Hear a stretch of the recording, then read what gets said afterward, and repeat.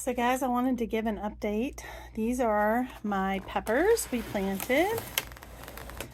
And I actually, let's see. Can you see that right there? Those popping through? Those are echinacea. They are finally starting to bloom, or not bloom, but germinate. And there's a new one right there. They're popping forth.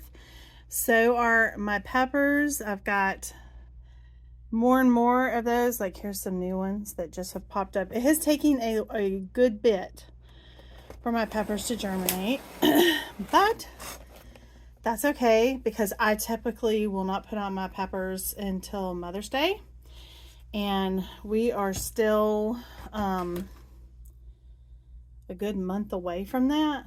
So I'm pretty good with that. Some of these I'll probably start to transplant out soon, pot them up, you know. And then these are my mild peppers. These took longer than the hot peppers. And see, like here's one. Let me see. Can you all see that? Sorry. Right there. It's starting to pop up. And these, actually, I think I've got my first Cubanella pepper starting to pop up. I had a hard time with them germinating last year, but that's what that is. So, and my emerald green ones are starting to pop up. I think I probably put this perlite a little too thick in places, but they are coming up and I'm thankful. And then in my other tray, this was the second tray that we did of herbs. It had two things of lavender, my dill. As you can see, the dill's come up like gangbusters, so that's good. And look what my holy basil has started to come up. There's a new one. And then look over here at all this lavender. Now this lavender was not cold stratified, so this has taken quite some time to start getting these little germinations that are starting to pop up. And most of it is in the Vera lavender, but that's common lavender. So, and I just try to be careful, and every now and then I'll see one pop through, so I just kept it on here. And they're finally starting to do what they're supposed to do. Now my Hungarian wax peppers, that's my first one. So I'm excited that those are starting to germinate. But then I have such sad news about,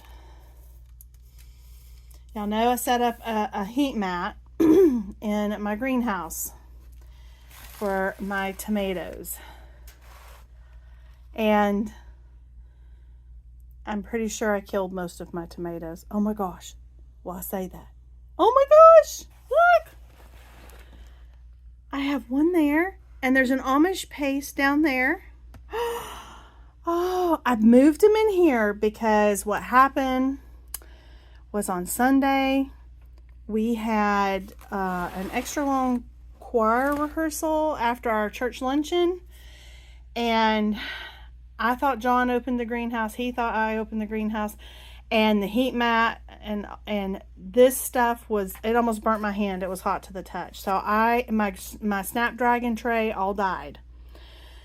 And so I thought I cooked this tray and this top one of tomatoes.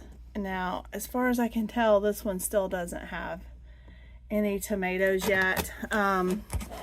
So that is pretty devastating to lose your trays of tomatoes. But now I have a little hope. There is a little hope there. There's there and there. So maybe I will still get some of my tomatoes because I used all my tomato seeds. All of them.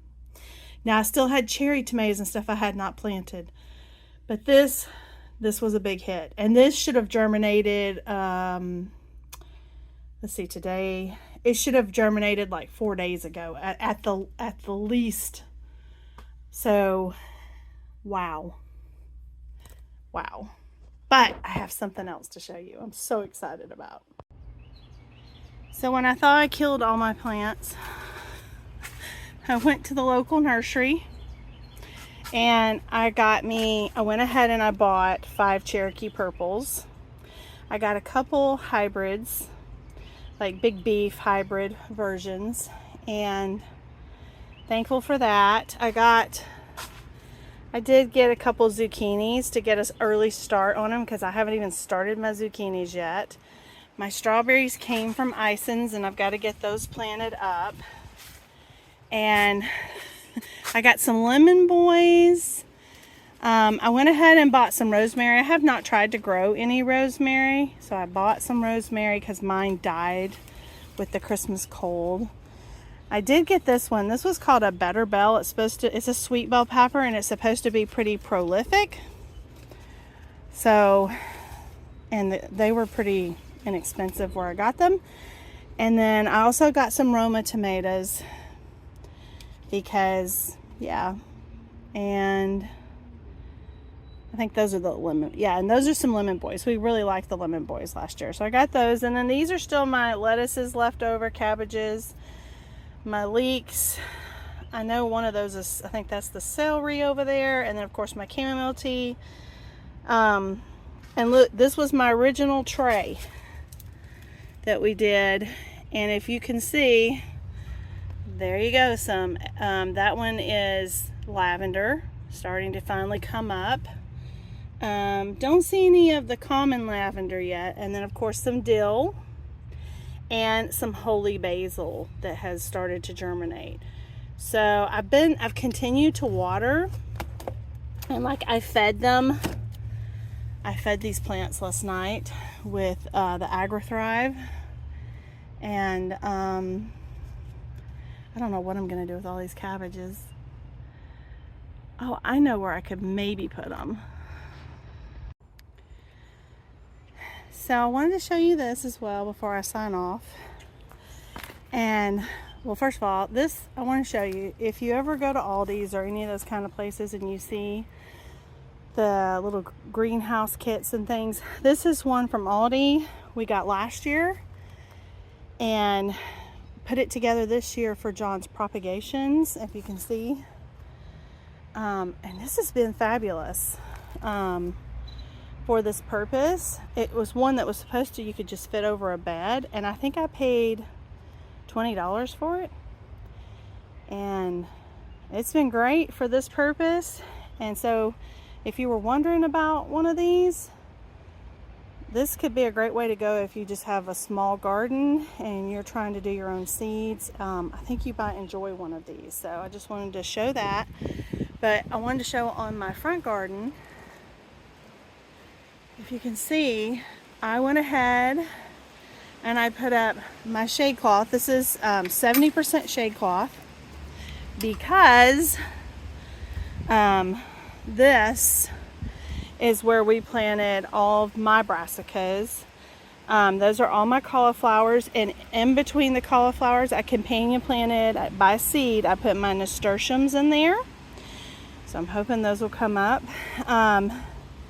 In this one we have our this is our broccoli, and you can plant broccoli with onions, and these are our onions that survived the cold.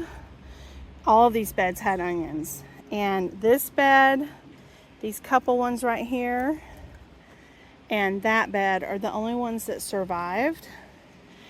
And so brassicas will do okay, companion planted with onions. So I've got my onions here. These are cabbages, and then the back that will trellis, I actually planted my nasturtium, vining nasturtiums. That they're new to me. I've never done those before, so I hope that they work. I think they'll be beautiful going up the trellis. And if you can see where the shade cloth, so this gets pretty good sun, and it can handle the sun. And then over here, right now I have my peas, and I grew peas here last year and they did phenomenal. And I thought this would be a good place because with the shade cloth, it does get some shade, which with 88-degree heat next week could do some damage to the peas. And I mean, they're not even tall enough to produce fruit yet. So, but I just see that one's already, you see how it's already grabbed on? So that you just kind of want to encourage it to grab onto your trellis. And it will. See, that one's already grabbed on, and and I fertilized these last night too. That one's still kind of little. But yeah, so I'm gonna plant this bed up with some carrot tape. I think I'm gonna do 2 rows of carrots and a row of beets. And when the peas are done, I think I'm gonna do some cherry tomatoes on this side that I can trellis on the cattle panel here. And I hadn't figured out yet what I want to put in this bed. I think it still needs a little more soil. We had put soil in it before we planted onions, but it looks like it needs more soil to me. But I want to plant a lot of, like, I have my creeping thyme. I replanted a rosemary over there because the one I had died. All of my lavender that was out here died. I'm pretty sure this is a sunflower. I had sunflowers in this bed, dwarf sunflowers. And that was like some sunflowers coming up. So, which is cool. And when these cauliflower get done with the nasturtiums, I can put some tomatoes or peppers, and with that, that's a good companion plant. And when it gets crazy hot, the shade cloth will help your tomatoes continue to bloom. Because really, once you get over about 85-ish degrees, they'll drop their blossoms and you won't really get fruit. So, and then it's a battle of trying to keep them alive for the second batch for the fall. So I want to plant some of them under this shade cloth I put up. And I actually had to take 2 pieces and I zip tied them together. And then I took these little, John had put this up 2 years ago. We've done shade cloth before. We usually just wait to put it up until June, July. And I went ahead because I have brassicas in here. And you can see a lot of these plants, all these buckets, they need to go out in the new garden area once we get that set up. And you can see the strawberry bed's gone crazy. I haven't even got to this bed. It needs to have compost put on it. I grew okra in there and some herbs last year. And I think I want to put herbs in here again, but I'm not totally sure. My lantana bit the dust, but I have strawberries now that have jumped over into that bed outside the fence. And then this has been the big question because I have my worms. I haven't got the worms yet, but that's my worm habitat. And I think I'm going to order another shade cloth for this side as well. So that's going to kind of dictate how I'm going to plant. But I'm fixing to plant my Cherokee pole beans, black Cherokee pole beans, I think. I don't know. I'm fixing to plant them because I'm going to soak them, I think, tonight. Oops. I think beans do well if you soak them overnight. You don't have to. I've done both. I like them better when I soak them. So I'm not planting any kind of vining beans in the back garden because I had the bean beetle so bad last year. So I'm going to plant those here and probably over there. So this whole side will be those Cherokee pole beans. And then I don't know yet what I want to companion plant. And that was my lavender. I'm pretty sure it's dead. But the lemon balm didn't die. My tarragon didn't die, and my curry plant has not. It has come back. It has some places that I need to clip off, but for the most part, it's come back. And I still have that bed to clean out. Oh my gosh, I could just touch this and smell this all the time. It's amazing. And that bed has I think those are onions from last year. But it needs a lot of soil added to it. And yeah, and I have blueberries